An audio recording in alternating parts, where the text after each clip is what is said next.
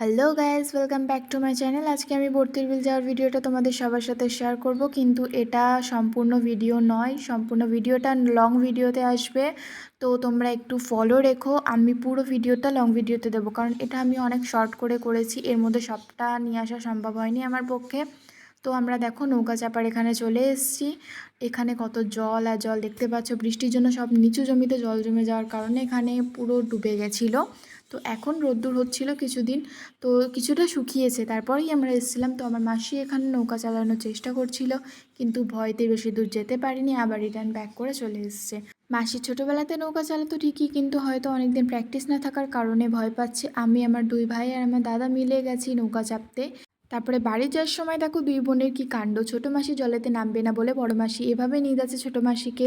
তো এই ভিডিওটা পুরোপুরি লং ভিডিওতে আসছে, তোমরা অবশ্যই দেখো, কিন্তু অনেক মজা পাবে। আর চ্যানেলটা সাবস্ক্রাইব করতে ভুলো না কিন্তু।